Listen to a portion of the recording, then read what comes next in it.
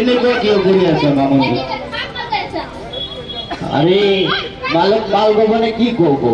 দক্ষিণ হালমাৰা মানকাছাৰ জিলা সমাজ কল্যাণ বিভাগৰ উদ্যোগত হাতশিঙিমাৰী মহাবিদ্যালয় NSS গোটে কালি জিলাৰ সদৰ হাতশিঙিমাৰীত এক বাটৰ নাট প্ৰদৰ্শন কৰি নিচাযুক্ত ভাৰত অভিযানৰ সজাগতা চলায়। আমি যাৰ দ্বাৰা আপোনালোকক জনাব বিচাৰিছো যে আমাৰ সমাজত কি হৈ আছে, তো সেইটো বস্তু যদি আমি সকলোৱে মিলি একেলগে আহো তেতিয়াহ'লে এইটো আমি ৰখাব পাৰিম। জিলা সমাজ কল্যাণ বিষয়া ইন্দ্ৰজিৎ দাস আৰু ৰাষ্ট্ৰীয় সেৱা যোজনা চমুকৈ NSSৰ হাতশিঙিমাৰী গোটৰ কাৰ্যবাহী বিষয়া ডক্টৰ মোহাম্মদ আব্দুল কৰিম শেখৰ উপস্থিতিত NSS কৰ্মীসকলে সদৰ হাতশিঙিমাৰীত বাটৰ নাট প্ৰদৰ্শন কাৰ্যসূচী ৰূপায়ণ কৰে। আজিতো পইচা নাই, এইটো মোবাইল কিমান টকা দিব? এইটো 1500 টাকা মান দিম। রে 1500 টাকা? 20,000 টাকার মোবাইল আপনি 1500 টাকা দিব? 1500 টাকার হলে কি হবো? 1500 টাকা দিম। নয় আপনি 2000 টাকা দিও। নয় মই 1500 টাকাই দিম। আচ্ছা ঠিক আছে, রাখি দিও। পইচা টেনশন কৰিব নালাগে, মই আছো নহয়। মোৰ দেউতাৰ মাটি যিমান আছে তুমি বিক্ৰী কৰি দিম, বিক্ৰী কৰি দি হ'লেও মই কি কৈছো তোমালোকে?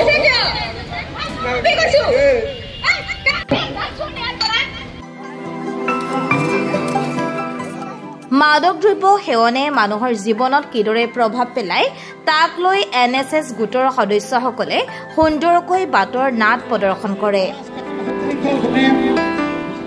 বাটৰ নাট প্ৰদৰ্শনৰ সময়ত হাতশিঙিমাৰী ছুপাৰ মাৰ্কেটত বহু লোকৰ সমাগম হোৱাত জিলা সমাজ কল্যাণ বিষয়া ইন্দ্ৰজিৎ দাস আৰু NSS গোটৰ কাৰ্যবাহী বিষয়া ডক্টৰ মোহাম্মদ আব্দুল কৰিম শেখে জিলাবাসী ৰাইজক মাদক দ্ৰব্য সেৱনৰ পৰা সাৱধানে থাকিবলৈ আহ্বান জনায়। আমাৰ ভাৰত চৰকাৰৰ অধীনত আৰু অসম চৰকাৰৰ অধীনত আমি নাচামুক্ত ভাৰত অভিযান চলাই আছোঁ। আমাৰ ডিষ্ট্ৰিক্টত আমি বিভিন্ন প্ৰগ্ৰাম কৰি আছোঁ।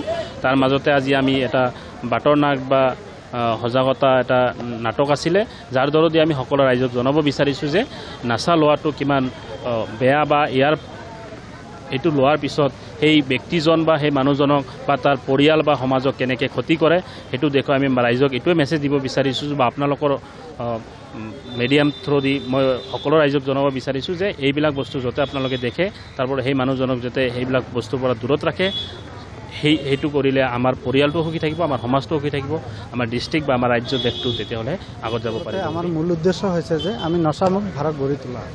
আমাৰ জিলা ডিষ্ট্ৰিক্ট ছ'চিয়েল ৱেলফেয়াৰ নেতৃত্বত আমাৰ হাতশিঙিমাৰী মহাবিদ্যালয়ৰ NSS গোটৰ সৌজন্যত আমি এটা বাটৰ নাটৰ সজাগতাৰ আয়োজন কৰিছিলোঁ। আজি আমি এই বাটৰ নাটৰ জৰিয়তে আমাৰ এই সমাজখনে বিভিন্ন ক্ষেত্ৰত নচাযুক্ত হৈ আছে আৰু যাৰ কাৰণে পৰিৱেশ তথা ঘৰখন, পৰিয়াল লগতে সমাজখন একেবাৰে কলুষিত হৈছে। গতিকে আমি ৰাইজক কিদৰে এই কলুষিত বা তেনেকুৱা ধৰণৰ হানিকাৰক দ্ৰব্যৰ পৰা বিৰত ৰাখিব পাৰি তাৰ পৰিপ্ৰেক্ষিততে আমি এটা বাটৰ নাট আয়োজন কৰি আজি আমাৰ প্ৰায় 500 মান মানুহ হ'ব ইয়াতে অংশগ্ৰহণ কৰিছে। সেই মানুহখিনি কমচে কম যে এই বাটৰ নাটক উপভোগ কৰি তেখেতসকলে গম পাইছে যে নিচাজাতীয় দ্ৰব্য সেৱন কৰিলে কি হয়।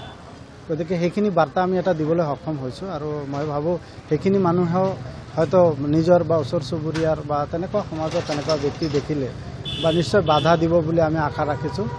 আমি যিমান পাৰোঁ এই নচামুক্ত মানে ভাৰত গঢ়ি তোলা বা সমাজখনক নচামুক্ত কেনেকৈ কৰিব পাৰোঁ তাৰ আধাৰতে আমি বিশেষকৈ আজিৰ এই নাটকখন আমি উপস্থাপন কৰিছিলোঁ। আৰু মই আশা কৰোঁ আমি যিমানখিনি আশা কৰিছিলোঁ সিমানখিনি আমি ছাকচেছ হৈছোঁ বুলি ক'ব পাৰোঁ।